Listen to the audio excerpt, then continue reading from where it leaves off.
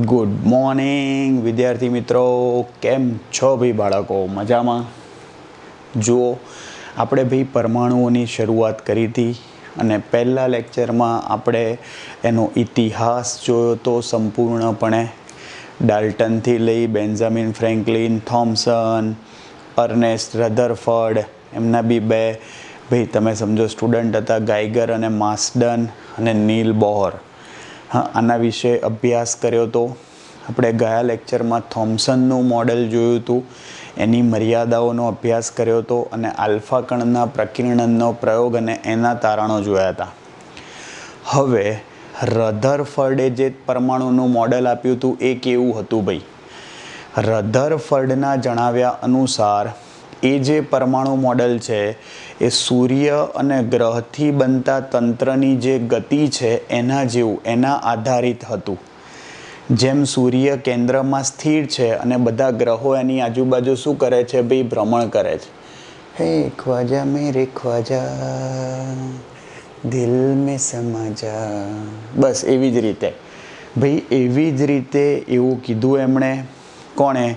રધરફર્ડે, કે પરમાણુ જે છે એનું ન્યુક્લિયસ દળવાળું, મતલબ કે પરમાણુનું સમગ્ર દળ એના કેન્દ્રમાં કેન્દ્રિત થયેલું હોય છે. અને બીજી અગત્યની વસ્તુ, એ ધન વિદ્યુતભારિત હોય છે અને ઇલેક્ટ્રોન જે છે એની આસપાસના વિસ્તારમાં શું કરતો હોય છે ભાઈ?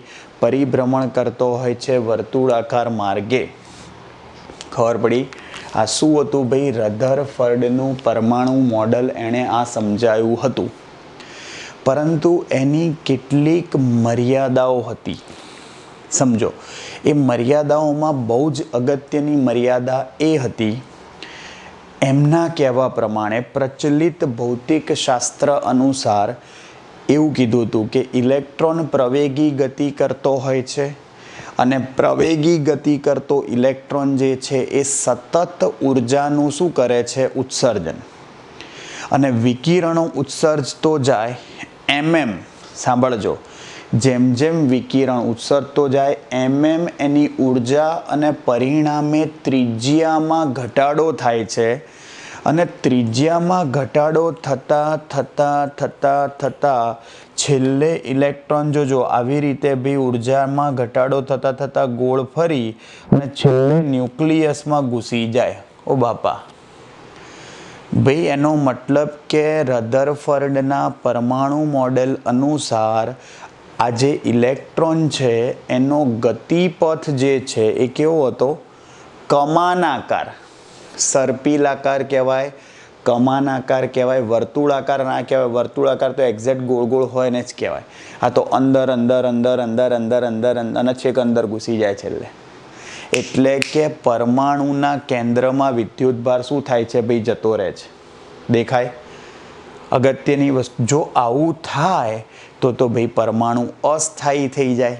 એટલે એવું કહી શકાય કે પરમાણુની સ્થિરતા આ મોડેલ સમજાવી શક્યું નહીં. આવું ના થાય ભાઈ, આવું થાય તો પરમાણુ અસ્થિર થઈ જાય. ક્લિયર? ખબર પડી? એટલે કે ઇલેક્ટ્રોનનો ગતિપથ જે સર્પિલાકાર બતાવ્યો હતો એ વાત તદ્દન ખોટી હતી. ક્લિયર? બીજી અગત્યની વસ્તુ કે પ્રચલિત વિદ્યુત ચુંબકીય વાદ મુજબ, આ બીજો મુદ્દો છે ભાઈ, ઇલેક્ટ્રોન જે છે એ ઉત્સર્જિત વિદ્યુત ચુંબકીય વિકિરણની આવૃત્તિ એના પરિભ્રમણની આવૃત્તિ જેટલી હોય છે. અને પરિભ્રમણની આવૃત્તિ અને કોણીય વેગ બદલાતા જાય, સાંભળજો, એને અનુરૂપ ઉત્સર્જાતા વિકિરણની આવૃત્તિમાં સતત ફેરફાર થતો જાય. સમજો, અને એના કારણે આ જે વર્ણપટ હતો એ સતત વર્ણપટ મળતો હતો. અને સમજો, આ સતત વર્ણપટ મળે એ વાત ખોટી છે, કારણ કે આપણને ખરેખર પ્રાયોગિક પરિણામો એવું દર્શાવે છે કે આ વર્ણપટ સતત ના હોય, રેખીય વર્ણપટ હોય. કેવો વર્ણપટ હોય ભાઈ? રેખીય વર્ણપટ હોય. એ આપણે હમણાં જોઈશું. ક્લિયર? આ ખાસ ધ્યાન રાખજો. આવડશે? આ બહુ જ અગત્યની વસ્તુ થઈ ભાઈ. રધરફર્ડનું પરમાણુ મોડલ અને મર્યાદાઓ. ભાઈ આપણી ચોપડીના જે શબ્દો છે એ પ્રમાણે એકવાર જોઈ લઈએ આપણે. શું કીધું તું જોજો, મેં સમજાયું એ જ છે પણ શબ્દશઃ આપણે એકવાર જોઈ લઈએ કે રધરફર્ડે સૂચવેલું પરમાણુનું મોડલ એવું ધારી લે છે કે તે સૂર્ય ગ્રહ તંત્રની જેમ કેન્દ્રમાં ન્યુક્લિયસ અને ભ્રમણ કરતા ઇલેક્ટ્રોનનું બનેલું છે. રધરફર્ડે સૂચવ્યું કે પરમાણુના સૂક્ષ્મ કેન્દ્રવાળા ન્યુક્લિયસમાં પરમાણુનું સમગ્ર દળ અને ધન વિદ્યુતભાર કેન્દ્રિત થયેલો છે. ઋણ વિદ્યુતભારિત ઇલેક્ટ્રોન ન્યુક્લિયસને વર્તુળાકાર કક્ષામાં પરિભ્રમણ કરે છે. આને રધરફર્ડનું પરમાણુ મોડેલ કહે છે. એની મર્યાદાઓમાં એવું હતું, જોજો, પ્રચલિત વિદ્યુત ચુંબકીય વાદ મુજબ પ્રવેગિત ગતિ કરતો વિદ્યુતભાર વિદ્યુત ચુંબકીય તરંગોના રૂપમાં વિકિરણનું ઉત્સર્જન કરે. તેથી વર્તુળ માર્ગે ગતિ કરતા ઇલેક્ટ્રોનની પ્રવેગિત ગતિથી ઉર્જા સતત ઘટતી જાય અને માટે ત્રિજ્યામાં પણ સતત ઘટાડો થતા ઇલેક્ટ્રોન, જુઓ ભાઈ કેવી ગતિ કરે, કમાન આકારે. MCQમાં ધ્યાન રાખવાનું. હા, ગતિ કરીને અંતે ન્યુક્લિયસમાં તેની ગતિ વિરામ પામે છે. જો આમ થાય તો પરમાણુ પોતાની સ્થિરતા ના જાળવી શકે. ઇલેક્ટ્રોન ન્યુક્લિયસમાં ઘૂસી જાય તો ના સેટ થાય બી લોચો પડી જાય. આમ રધરફર્ડનું પરમાણુ મોડેલ પરમાણુની સ્થિરતા સમજાવી શક્યું નહીં. આવડે, ખાસ ધ્યાન રાખજો. અને બીજી વાત, પ્રચલિત વિદ્યુત ચુંબકીય વાદ અનુસાર ભ્રમણ કરતા ઇલેક્ટ્રોન વડે ઉત્સર્જિત વિદ્યુત ચુંબકીય તરંગોની આવૃત્તિ એ પરિભ્રમણની આવૃત્તિ જેટલી જ હોય છે. ઇલેક્ટ્રોન જેમ જેમ સર્પિલ ગતિ કરે તેમ તેમ તેનો કોણીય વેગ અને આવૃત્તિ બદલાયા કરે છે. તેમ તેનો કોણીય વેગ અને આવૃત્તિ સતત બદલાયા કરે અને તેથી ઉત્સર્જિત પ્રકાશની આવૃત્તિ પણ બદલાય. આમ તે સતત વર્ણપટ ઉત્સર્જિત કરે. સતત વર્ણપટ ઉત્સર્જિત કરે, જે હકીકતમાં જોવા મળતા રેખીય વર્ણપટથી શું છે, જુદો પડે છે. આ વસ્તુ આપણે જોઈશું. ક્લિયર? હવે જોજો ભાઈ, વર્તુળાકાર માર્ગે ગતિ કરતો જે ઇલેક્ટ્રોન છે એની ઉર્જાના સૂત્રો લાવવાના છે. જોજો, ઇલેક્ટ્રોનની ગતિ ઉર્જા, સ્થિતિ ઉર્જા, ઇલેક્ટ્રોનની ગતિ ઉર્જા, સ્થિતિ ઉર્જા અને યાંત્રિક ઉર્જાના સૂત્રો મેળવો. યાંત્રિક ઉર્જાને તમે કુલ ઉર્જા પણ કહી શકો અથવા કુલ ઉર્જા ના સૂત્રો મેળવો. સાંભળજો ધ્યાનથી. સૌથી પહેલાં જુઓ ભાઈ, ન્યુક્લિયસ જે છે એની અંદર શું હોય, પ્રોટોન. આપણે નોર્મલ કેસમાં સાદામાં સાદા પરમાણુની વાત કરતા હોઈએ એટલે આપણે શું લઈએ છીએ ભાઈ, હાઇડ્રોજન પરમાણુ, જેમાં એક પ્રોટોન ને એક ઇલેક્ટ્રોન. સૌથી સાદો પરમાણુ ભાઈ, આપણને ખબર જ છે, એક પરમાણુ ક્રમાંક છે. તો હવે સાંભળજો ભાઈ, પ્રોટોનનો વિદ્યુતભાર +E લખાય.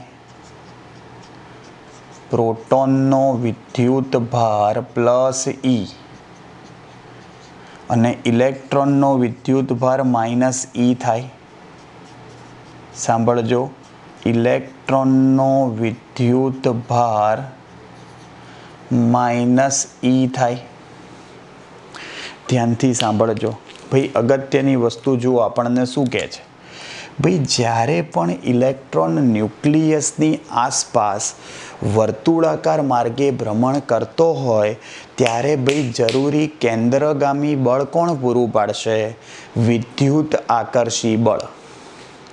ભાઈ ન્યુક્લિયસમાં જે પ્રોટોન છે એ શું કરશે, ઇલેક્ટ્રોન પર આકર્ષી બળ લગાડશે ને કયું હશે, વિદ્યુત આકર્ષી બળ અથવા કુલંબીય આકર્ષી બળ. સાંભળજો, ઇલેક્ટ્રોન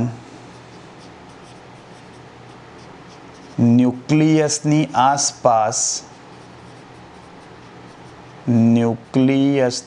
આસપાસ વર્તુળાકાર માર્ગે ભ્રમણ કરે,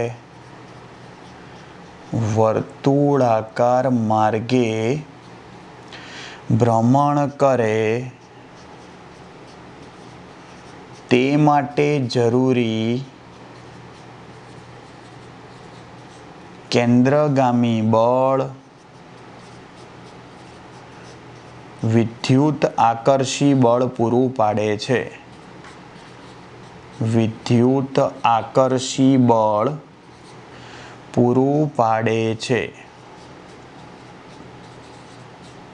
થાય તો જુઓ શું થશે ભાઈ, વિદ્યુત બળ બરાબર કેન્દ્રગામી બળ. આ એફઈ ને વિદ્યુત બળ કહેવાય જે આકર્ષી પ્રકારનું હશે, અને સી એટલે સેન્ટ્રીપિટલ કેન્દ્રગામી બળ. જોજો તો હવે અહીંયા તમે લખવા જાઓ એફઈ શું છે જુઓ ભાઈ, કેન્દ્રગામી બળ સોરી વિદ્યુત બળ. વિદ્યુત બળનું સૂત્ર શું? કે Q1 Q2 ભાઈ જુઓ મારે ગતિ ઉર્જા લાવવાની છે. સામે જુઓ mv²/r થાય કેન્દ્રગામી બળ. ભાઈ મારે ગતિ ઉર્જા લાવવી હોય, ગતિ ઉર્જા ક્યારે ઋણ ના હોઈ શકે, એટલા માટે અહીંયા ઇલેક્ટ્રોનનો વિદ્યુતભાર ઋણ નહીં લેવાનો. જો તમે વિદ્યુત સ્થિતિ ઉર્જા શોધતા હો તો વિદ્યુતભાર ધન હોય તો ધન લેવાનો, ઋણ હોય તો ઋણ લેવાનો. ગતિ ઉર્જા ક્યારેય ઋણ ના હોઈ શકે, વેગનો વર્ગ છે, ધન જ થઈ જાય. તો જુઓ ભાઈ ગતિ ઉર્જા એટલે આપણે હાફ mv² લાવવાનું છે. એકવાર આર ઉડી જશે. જુઓ સૂત્ર વધ્યું mv² ને કરતા બનાવું.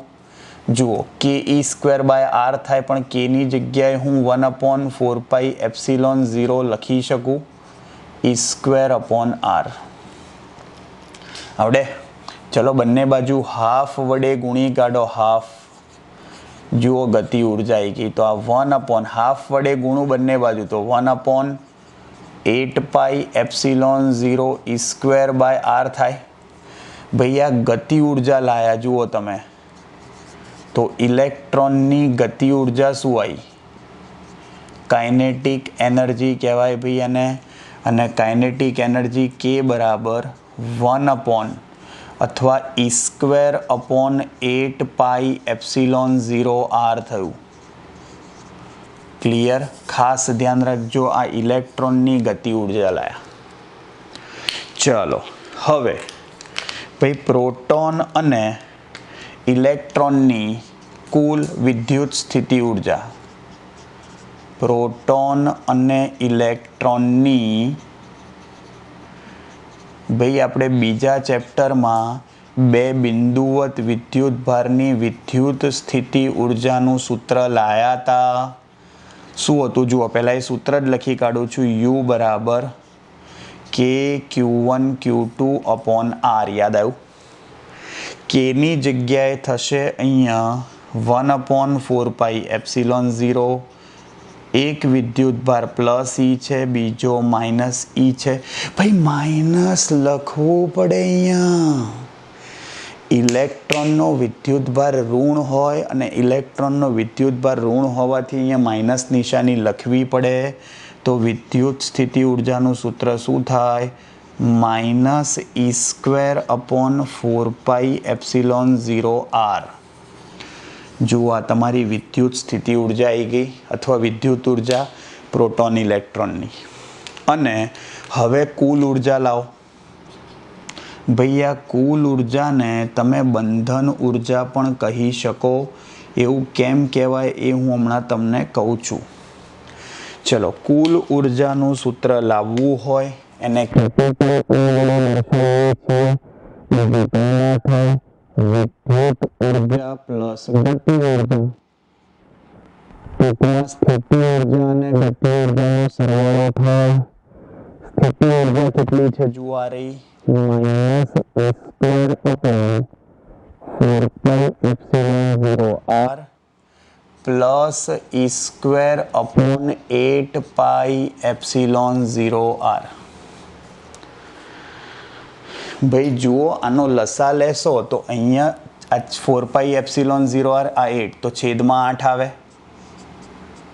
हाँ तो અહીંયા -2e² ને આ +e² થશે ભાઈ, ખબર પડે ને લસામાં. તો અહીંયા 2 વડે ગુણવા પડે, અહીંયા 8 કર્યા ને એટલે અહીંયા નહીં ગુણવાના, તો -2e² +e² થાય. તો જુઓ તમારા ઉર્જાનું સૂત્ર શું થયું? -e²/8πε0r. આ જવાબ. ભાઈ આ તમારી કુલ ઉર્જા થઈ. ધ્યાનથી જુઓ, ઇલેક્ટ્રોનની કુલ ઉર્જા ઋણ છે ભાઈ. આ ગતિ ઉર્જા આવી, આ સ્થિતિ ઉર્જા આવી અને આ કુલ ઉર્જા આવી. અને કુલ ઉર્જા ઋણ છે એનો મતલબ ઇલેક્ટ્રોન બંધિત અવસ્થામાં છે, ન્યુક્લિયસ વડે બંધાયેલો છે, ઇલેક્ટ્રોન મુક્ત નથી. જો આ ઉર્જા પ્લસ હોત તો તમારો ઇલેક્ટ્રોન મુક્ત થઈ ગયો હોત. તો આનો મતલબ શું થયો જોજો ભાઈ, ઇલેક્ટ્રોનની એટલે કે અહીં કુલ ઉર્જા ઋણ હોવાથી કહી શકાય કે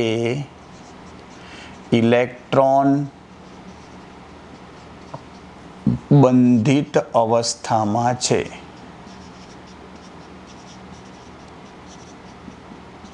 ક્લિયર ભાઈ? જુઓ, આ તમારી થિયરી થઈ. ગતિ ઉર્જા, સ્થિતિ ઉર્જા અને કુલ ઉર્જા ત્રણના સૂત્રો લાયા. આવડે? મસ્ત થિયરી છે.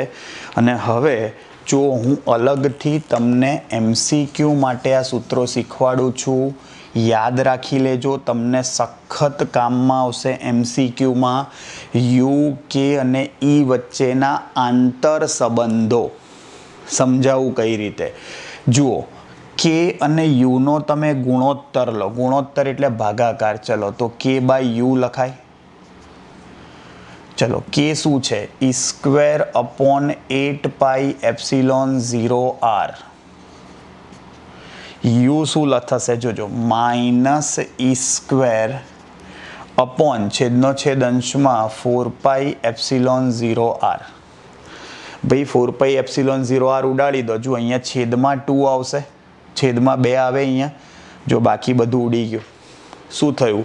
આ 2 છે એને સામે આપી દો, 2 સામે આપી દો, યુ અહીંયા લઈ લો, માઇનસ નિશાની બી સામે આપો. જુઓ યુ બરાબર સૂત્ર -2k થયું. આ ખાસ ધ્યાન રાખજો. તમારે એટલું મગજમાં રાખવાનું કે ગતિ ઉર્જા હંમેશા ધન હોય, એટલે અહીંયા તમે ધન ગતિ ઉર્જા મૂકશો તો જવાબ તમારો ઓટોમેટિકલી ઋણ આવશે. અને જો સ્થિતિ ઉર્જા તમને ઋણ આપી જશે, એ ઋણ મૂકશો તો માઇનસ આમ બી પ્લસ થઈ જશે, એટલે ગતિ ઉર્જા ધન આવશે. સિમ્પલ ભાષામાં તમારે એટલું ધ્યાન રાખવાનું, ગતિ ઉર્જા ઋણ હશે, ગતિ ઉર્જા ધન હશે અને સ્થિતિ ઉર્જા ઋણ હશે. આ સંબંધ ક્યારેય ના ભૂલતા. તો હવે આની ઉપરથી જ જુઓ, કુલ ઉર્જા એટલે શું? સ્થિતિ ઉર્જા વત્તા ગતિ ઉર્જા થાય. પણ સ્થિતિ ઉર્જા બરાબર તો તમે -2k લાયા પ્લસ k. આ રહ્યું ને, યુ બરાબર તો -2k પ્લસ k. તો જુઓ, કુલ ઉર્જા અને ગતિ ઉર્જાનું સૂત્ર પૂછે તો -k આવે. ભાઈ ખબર પડે છે? અને આવું બી લખાય. જુઓ આ સ્વરૂપમાં -k ની જગ્યાએ શું થાય? k ની જગ્યાએ -u/2 થાય. માઇનસ પ્લસ, તો e બરાબર u/2 થઈ જાય.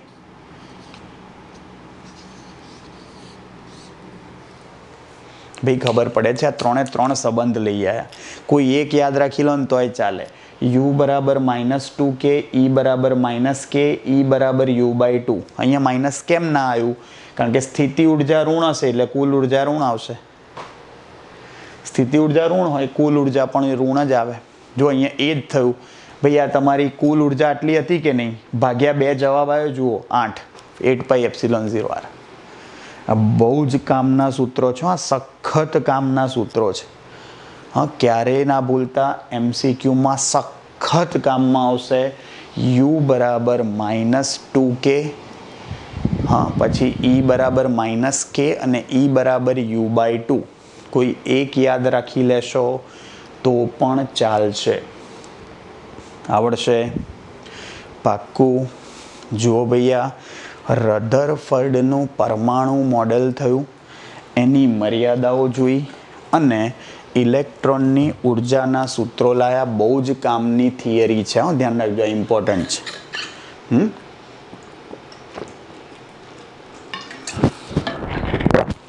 લો ચાલો,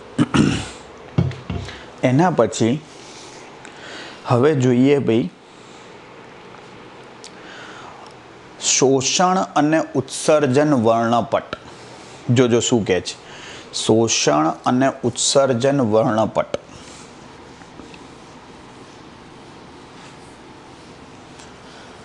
दूल्हे का सहरा सुहाना लगता है, अरे दुल्हन का तो दिल दीवाना लगता है, पल भर में कैसे बदलते हैं रिश्ते,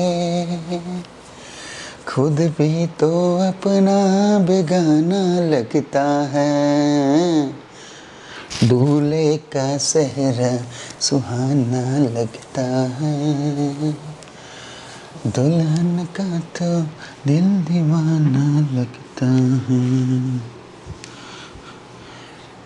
मैं तेरी बाहों के झूले में पली बाबुल, जा रही हूँ छोड़ के तेरी गली बाबुल, खूबसूरत ये ज़माने याद आएंगे, चाह कर भी हम तुम्हें ना भूल पाएंगे, मुश्किल मुश्किल मुश्किल दामन को चिढ़ाना लगता है, दुल्हन का तो दिल दीवाना लगता है. વાહ વાહ ભાઈ, શું શબ્દો છે, મજા મજા પડી ગઈ. જોજો ભાઈ, ઉત્સર્જન અને શોષણ વર્ણપટ. હવે ઉત્સર્જન અને શોષણ વર્ણપટમાં શું હોય ભાઈ, દરેક તત્વ ઉત્સર્જન વર્ણપટ અને શોષણ વર્ણપટ.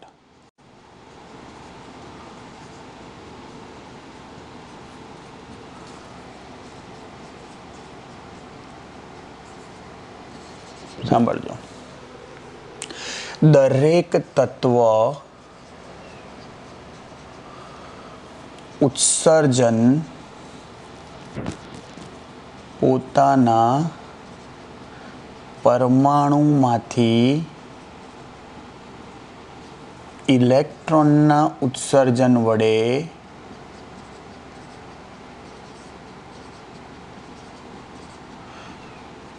ઉત્સર્જન વર્ણપટ રચે છે.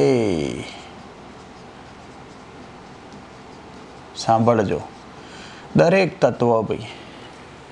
પરંતુ ભાઈ તમે હાઇડ્રોજન, હિલિયમ, લિથિયમ જે હલકા ન્યુક્લિયસ, હલકા એટલે ભાઈ મોનેકો જેવું નહીં હો, જેનું દળ ઓછું હોય, તો આવા જે તત્વો છે એ તત્વોની ખાસિયત એ છે, સાંભળજો ભાઈ, વાયુને વિદ્યુત ઓછા દબાણે તેમાંથી વિદ્યુત પ્રવાહ પસાર કરતા, ઓછા દબાણે રાખી તેમાંથી વિદ્યુત પ્રવાહ પસાર કરવાથી ઇલેક્ટ્રોન ઉત્તેજિત થાય છે. ઇલેક્ટ્રોન ઉત્તેજિત થઈ જે વર્ણપટ રચે તેને ઉત્સર્જન વર્ણપટ કહે છે.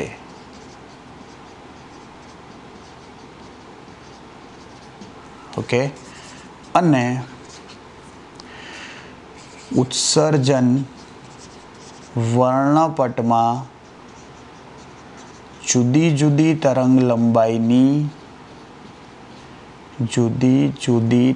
લંબાઈની રેખાઓ જોવા મળે છે. રેખાઓ જોવા મળે છે. બીજું, તમે કોઈ બી પરમાણુને વિદ્યુત વિભાર કરો એટલે કે એમાંથી પ્રવાહ પસાર કરો ઓછા દબાણે રાખીને, એટલે શું થશે? ઇલેક્ટ્રોન ઉત્તેજિત થાય. ઉર્જા મેળવીને ઉત્તેજિત થાય એટલે એ વિદ્યુત ચુંબકીય વિકિરણોનું ઉત્સર્જન કરી ફરી પાછો પોતાની મૂળ સ્થિતિમાં આવે. પણ એ જે ઉત્સર્જન કરે એની જુદી જુદી તરંગ લંબાઈઓનું જે કોમ્બિનેશન બને એના દ્વારા રચાતો વર્ણપટ એને રેખીય વર્ણપટ કહેવાય. ભાઈ સમજો, એમાં પ્રકાશિત રેખાઓ જોવા મળે. જ્યારે શ્વેત પ્રકાશ તમે આપાત કરો અને પરમાણુ એ જે ઉર્જાનું શોષણ કરી લે એને તમે શક્તિશાળી સ્પેક્ટ્રોમીટર વડે અવલોકન કરો તો અપ્રકાશિત રેખાઓ દેખાય. એનો જે વર્ણપટ બનાવો, જે પરમાણુએ ઉર્જા શોષી લીધી છે એ અપ્રકાશિત રેખાઓ જોવા મળશે.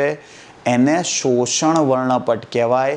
એની તરંગ લંબાઈઓ ઉત્સર્જન વર્ણપટની તરંગ લંબાઈઓ જેટલી જ હોય, પણ એટલી ઉર્જા ઓછી થઈ ગઈ છે કારણ કે પરમાણુએ એ ઉર્જા શોષી લીધી હોય. એટલે શ્વેત પ્રકાશનો તમે વર્ણપટ બનાવો તો એમાં એટલી ઉર્જા શોષાયેલી હોવાથી એ શોષાયેલી ઉર્જાના સ્થાને શું દેખાશે તમને?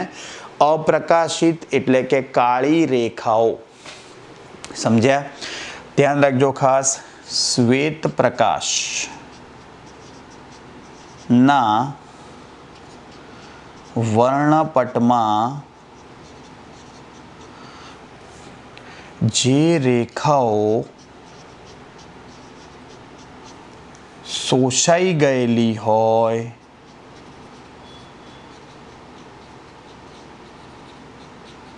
તેને શક્તિશાળી સ્પેક્ટ્રોમીટર વડે જોતા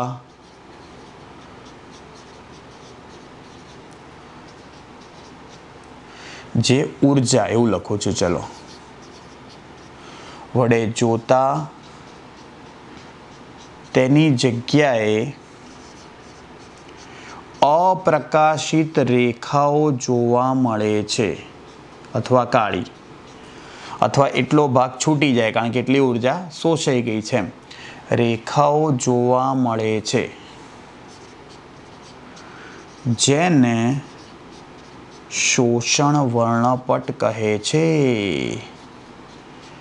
શોષણ વર્ણપટ કહે છે.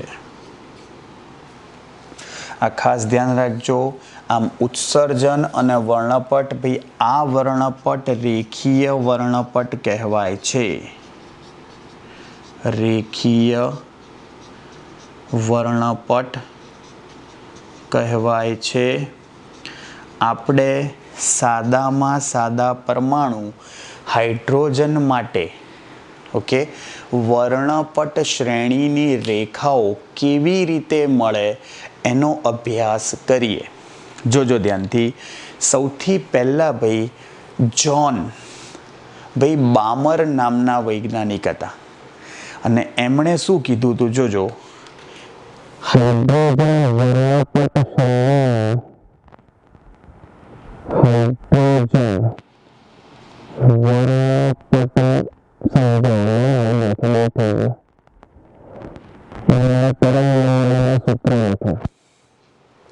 સાંભળજો.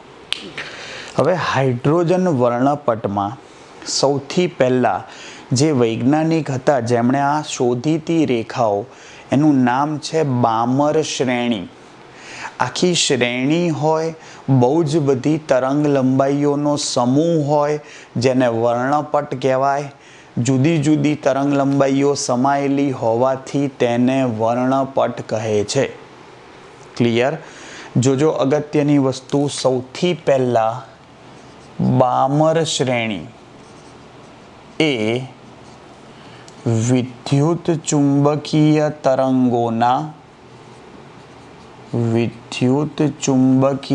તરંગોના સાંભળજો, દ્રશ્ય વિભાગમાં મળે છે. દ્રશ્ય વિભાગમાં મળે છે. ભાઈ એવી કોઈ ચોક્કસ તરંગ લંબાઈ મતલબ એવો ફેરફાર એક્ઝેક્ટ ખબર નથી, પણ આપણને સમજો સૂત્ર પરથી ઘણી બધી માહિતી તો પણ મળશે. અને એના માટે જોજો બામર શ્રેણી માટે, ભાઈ વૈજ્ઞાનિકના નામ પરથી બામર શ્રેણી હતું હો.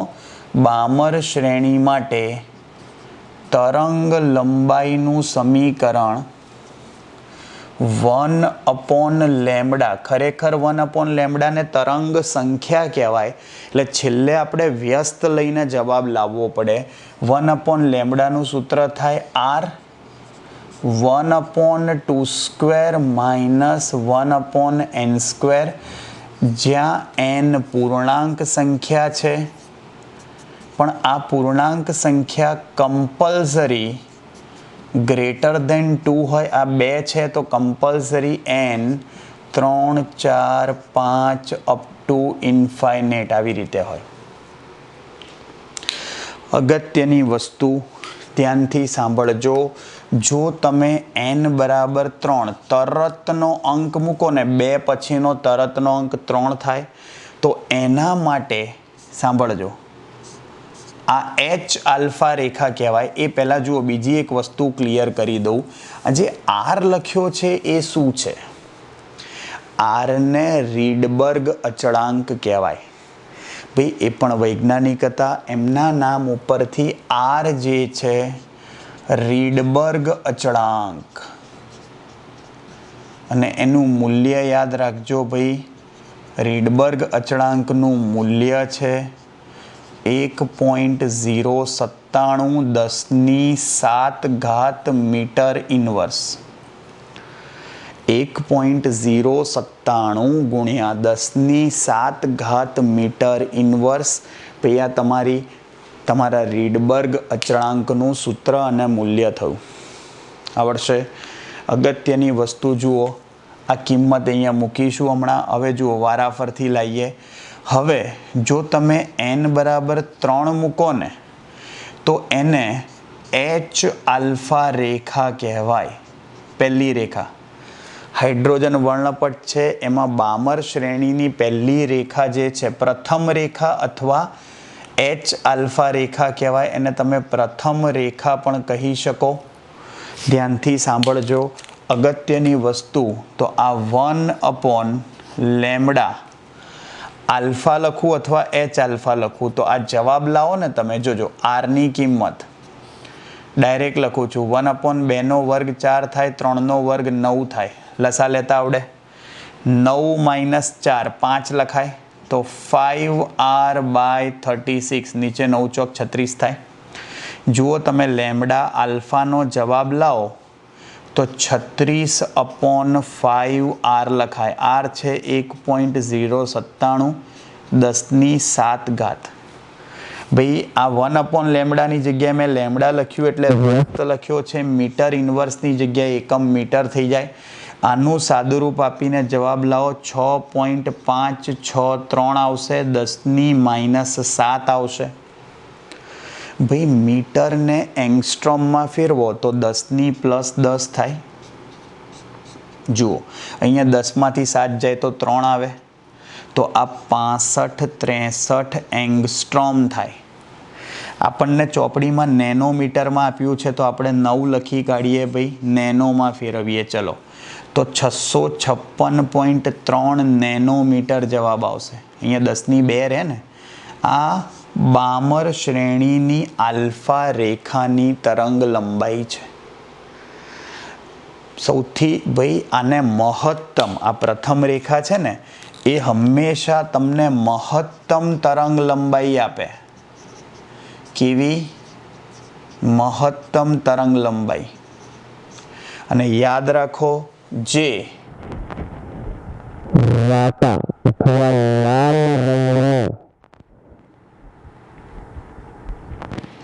દર્શાવે છે. ભાઈ આ લાલ ભાઈ 6563 એંગસ્ટ્રોમ, 7000 એંગસ્ટ્રોમની નજીક આવ્યો ને. હા, એટલે એનો મતલબ શું થયું કહેવાય? લાલ રંગની રેખા મળે. પહેલાં તો કીધું ભાઈ આ ક્યાં જોવા મળે છે? દ્રશ્ય વિભાગમાં. દ્રશ્ય વિભાગમાં એટલે બધા જવાબો ક્યાંથી ક્યાં આવવાના? ઓલમોસ્ટ સમજો 300-400 નેનોમીટરથી 700 નેનોમીટર સુધીમાં. ક્લિયર? હવે ભાઈ જુઓ, તમારે આવું સાબિત નથી કરવાનું, પણ આ એક વખત તમને ખબર પડે એટલા માટે હું લખી આપું છું તમને. ચલો હવે જો બરાબર 4 મૂકો ને તો બામર શ્રેણીની બીજી રેખા કહેવાય એને. બામર શ્રેણીની બીજી રેખા અથવા એને H બીટા રેખા કહેવાય. અને હવે તરંગ લંબાઈ ઘટતી જશે. આ મહત્તમ હતી, હવે ઘટતી જશે જેમ જેમ તફાવત વધશે એમ. તો હવે તમે ભાઈ લેમડા બીટાનો જવાબ લાવો. જુઓ, R તો છે જ, 1/2 વર્ગ 4 માઇનસ 1/4 વર્ગ 16 થાય. લસા લેતા આવડે. 16 માઇનસ 4 શું થશે? 12R અપોન 16 ચોક 64. ચલો લેમડા બીટાને કરતા બનાવો 64/12 અને R કેટલા? 1.097. આનો જવાબ લાવો ભાઈ, આપણે એક્ઝેક્ટ જવાબ લઈ આવીએ. જુઓ ભાઈ, 64 ભાગ્યા 12 ભાગ્યા 1.097. જો 4861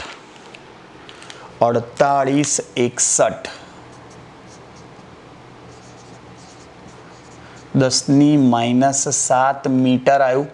આપણે નેનોમીટરમાં ફેરવવા 10⁹ લખી કાઢીએ. જુઓ ધ્યાનથી, 9માંથી 7 જાય તો 1 આવે, તો 486.1 નેનોમીટર. જુઓ તરંગ લંબાઈ ઘટી. યસ, આના કરતાં આ ઓછી છે. જોજો. અને આ જે છે એ તમને ગ્રીન અને બ્લુ, વાદળી લખું, ચલો લીલો અને વાદળી એ રંગમાં જોવા મળે. હવે ચલો એ જ રીતે n બરાબર 5 માટે લાવીએ. તો જુઓ, ગેપ ચેક કરવાનો. આ 2 થી ચાલુ થયું હતું, તો આ n બરાબર તમે શું મૂક્યું? 5. એનો મતલબ ગેપ 5 માઇનસ 2 3 થયો ને. તો એ ત્રીજી રેખા કહેવાય, અથવા એને બામર શ્રેણીની, સાંભળજો, ત્રીજી રેખા અથવા H ગામા રેખા કહેવાય. આવડે? ચલો 1/લેમડા ગામા. R તો છે જ, 2 વર્ગ 4 માઇનસ 5 વર્ગ 25. લસા લઈ લો. 25 માઇનસ 4 શું થશે? 21.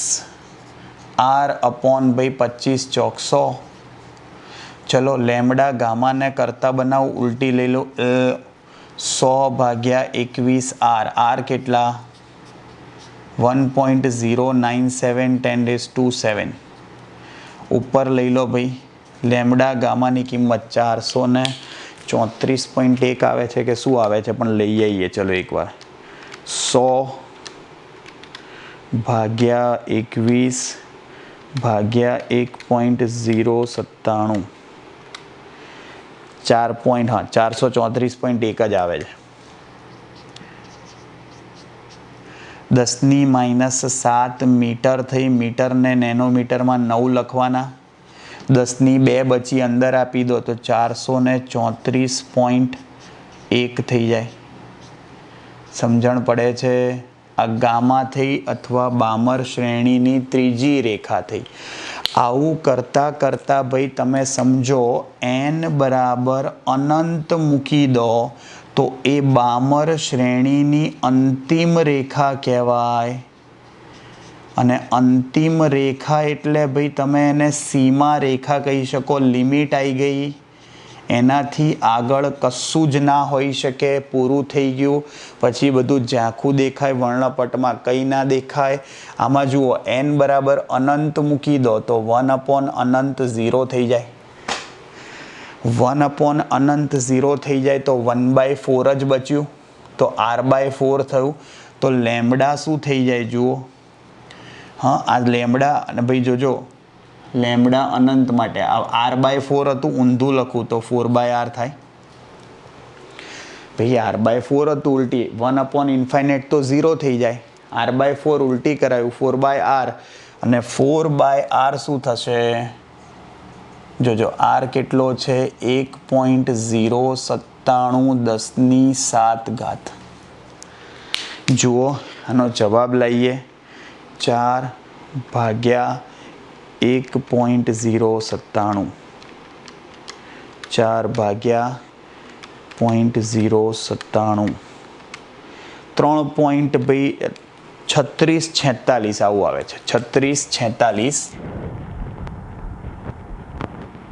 10⁻7 મીટર ને નેનોમીટરમાં ફેરવો 9 આવે નેનોમીટર.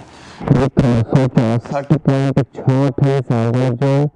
આ લઘુત્તમ તરંગ લંબાઈ થઈ. આનાથી ઓછી તરંગ લંબાઈ ના હોઈ શકે. આ લિમિટ આવી ગઈ, એટલે તો આને સીમા રેખા કહેવાય.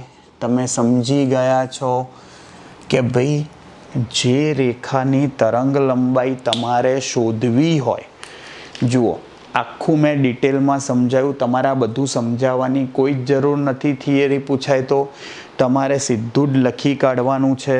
જોજો કે આ સૂત્ર લખ્યું, ખાલી આટલું લખ્યું, પછી તમારે સીધું આવું જ લખી કાઢવાનું. H-α રેખા માટે તરંગ લંબાઈ આટલી, જે ક્યાં મળે?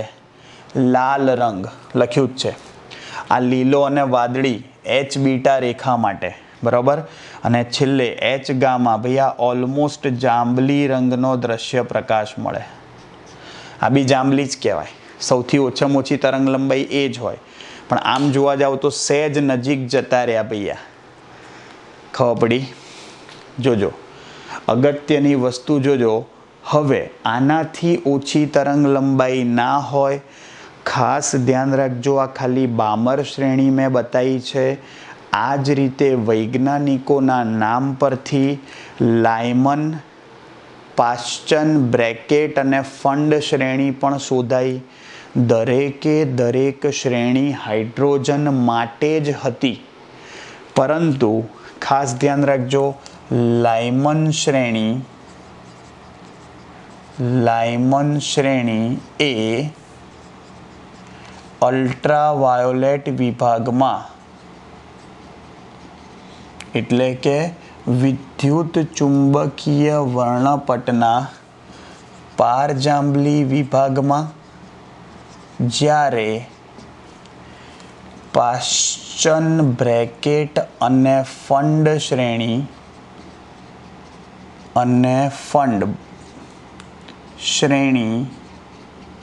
એ પારરક્ત એટલે ઇન્ફ્રારેડ વિભાગમાં મળે છે. ભૂલ ના કરતા, ખાસ ધ્યાન રાખજો. આ બધું MCQમાં પૂછાય. બામર શ્રેણી દ્રશ્ય પ્રકાશમાં એ સૌથી પહેલાં શોધાઈ, એટલે પહેલાં લખી છે.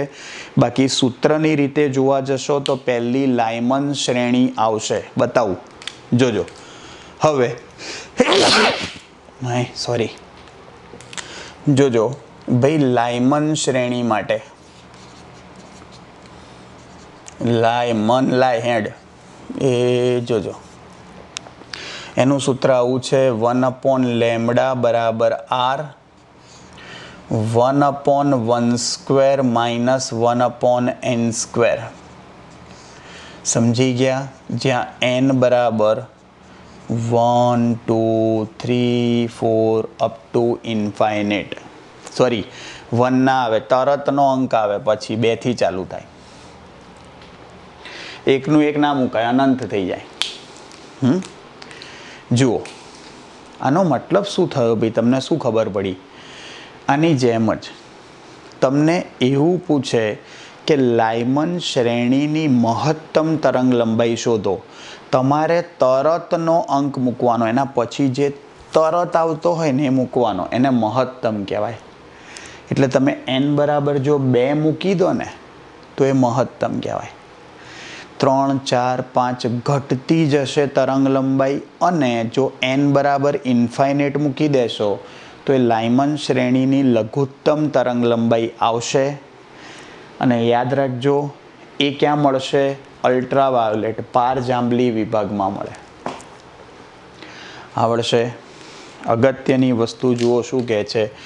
લાયમન બામર થઈ ગયું. પાશ્ચન શ્રેણી. ચલો, પાશ્ચન શ્રેણીમાં શું હોય? 1/λ r 1/3² માઇનસ 1/n².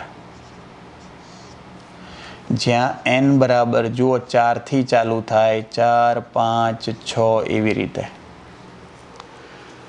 આમાં તમે n બરાબર 4 મૂકો, તરતનો અંક એ મહત્તમ તરંગ લંબાઈ આપે. એને h આલ્ફા કહેવાય 5 ને, h બીટા 6 ને, h ગામા એવું હોય. દરેક વખત એવું ના હોય કે 3 મૂકો એને જે, એ તો કઈ શ્રેણી છે એના પર આધાર રાખે. જે તે શ્રેણીનું સૂત્ર લખવાનું. ધારો કે પાશ્ચન શ્રેણી લખી તો 3 આવ્યો, તરતનો અંક મૂકો તો શું કહેવાય? h આલ્ફા, આ h આલ્ફા, આ h બીટા, આ h ગામા. આમાં આને h આલ્ફા કહેવાય, આ h બીટા કહેવાય, આ h ગામા કહેવાય. આગળ h ડેલ્ટા કહેવાય. એના ભાઈ ચોથી નહીં જરૂર આપણે. હા, જોજો. મહત્તમ તરંગ લંબાઈ માટે તરતનો અંક મૂકવાનો, અને લઘુત્તમ તરંગ લંબાઈ પૂછે કોઈ પણ શ્રેણીની તો n બરાબર શું મૂકી દેવાનું? ઇન્ફાઇનાઇટ. આવડશે? ચલો, બ્રેકેટ. ભાઈ બ્રેકેટ શ્રેણીમાં ક્યાંથી ચાલુ થશે? આ જ રીતે 1/λ r 1/ સૂત્ર શું થાય? 4² 1/n², જ્યાં n બરાબર 5, 6, 7 થાય. તરતનો અંક મૂકો ભાઈ તો મહત્તમ તરંગ લંબાઈ આવે, અને અનંત મૂકી દો તો લઘુત્તમ. એટલે અહીંયા 5 મૂકશો તો મહત્તમ તરંગ લંબાઈ મળશે. અને છેલ્લે આવશે ફંડ શ્રેણી. 1/λ r 1/5² 1/n², જ્યાં n બરાબર 6, 7, 8 એવું આવે. n બરાબર 6 મૂકો તો મહત્તમ તરંગ લંબાઈ થાય. 7, 8 ઘટતી જશે, ને અનંત મૂકશો તો શું થઈ જશે? લઘુત્તમ. ખાસ ધ્યાન રાખજો, તમને તરંગ લંબાઈની જગ્યાએ MCQમાં તરંગ સંખ્યા પૂછે, સંખ્યા, તો ઊંધું થઈ જાય. કારણ કે તો લેમડા શોધવાનું ના થાય. 1/λ ને જ તરંગ સંખ્યા કહેવાય. જો તરંગ સંખ્યા મહત્તમ પૂછી હોય તો ઊંધું થઈ જાય, તો n અનંત મૂકવાનું. તરંગ સંખ્યા લઘુત્તમ પૂછી હોય તો n તરતનો અંક મૂકવાનો. જનરલી તરંગ લંબાઈ જ પૂછાય છે, પણ તરંગ સંખ્યા પૂછાય તો ગોથું ના મારી જતા. આ બહુ નાની વસ્તુ છે પણ કામની વસ્તુ છે કે તરંગ સંખ્યા જે છે એનું સૂત્ર શું થાય? 1/λ, અને તરંગ લંબાઈ એટલે લેમડા.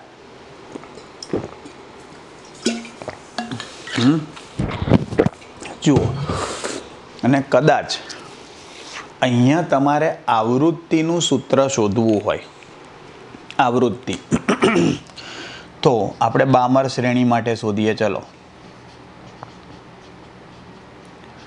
માટે ઉત્સર્જિત દ્રશ્ય પ્રકાશની આવૃત્તિ. ચલો, આવૃત્તિ એટલે શું? ભાઈ આ લોકો ન્યૂ લખે છે, પણ આપણે ન્યૂની જગ્યાએ f જ લખીશું, અને f એટલે c/λ થાય. f એટલે c = λf, તો f શું થાય? c/λ. જુઓ, 1/λ ને શું કહેવાય? r, આ રહ્યું ને 1/λ ને તો શું કહેવાય આર 1/2² - 1/n². કોઈ જ ફરક ના પડ્યો, ખાલી સી વડે ગુણો એટલે તમારો જવાબ શેમાં ફેરવાઈ જાય? યસ, આવૃત્તિમાં. એન તો એ જ આવશે. 2 હોય તો એના પછીના અંકથી ચાલુ થાય, 3 4 5 એમ આવડશે. જુઓ ભૈયા, તમારા હાઇડ્રોજન વર્ણપટ માટે દરેકે દરેક વસ્તુ આપણે સમજાવી. ધ્યાન રાખજો ભૈયા, બહુ જ કામની વસ્તુ છે, MCQ માટે પણ અને થિયરી માટે પણ. આવડશે. જુઓ ભાઈ, આટલે રાખીએ છીએ. નેક્સ્ટ ટાઈમ આપણે નીલ બોહર, એમણે શું કીધું હતું, જે ભાઈ પરમાણુ મોડેલ આપ્યું હતું રધરફર્ડે, એમાં પણ કરેક્શન સુધારા વધારા કરી અને નીલ બોહરે મોડેલ આપ્યું હતું પરમાણુનું. અને એની ઉપરથી આપણે nમી કક્ષામાં ઇલેક્ટ્રોનની ત્રિજ્યા, ઇલેક્ટ્રોનની ઉર્જા, એની ઝડપ, આ દરેકે દરેક સૂત્રો મેળવીશું. ક્લિયર? ભાઈ આટલું બહુ જ વ્યવસ્થિત રીતે તૈયાર કરજો. નેક્સ્ટ લેક્ચરમાં મળીએ છીએ. ચલો ત્યાં સુધી આવજો. બાય, સી યુ, ટાડા, સબ્બા ખૈર, સાવનારા, હસ્તા લા વિસ્તા, ફિર મિલેંગે ચલતે ચલતે. ખુદા હાફિઝ, દાસ વિદાનિયા, જય શ્રી કૃષ્ણ, જય અંબે, જય હિન્દ, જય Bharat, Vande Mataram. TADA, take care, ધ્યાન રાખજો બાળકો.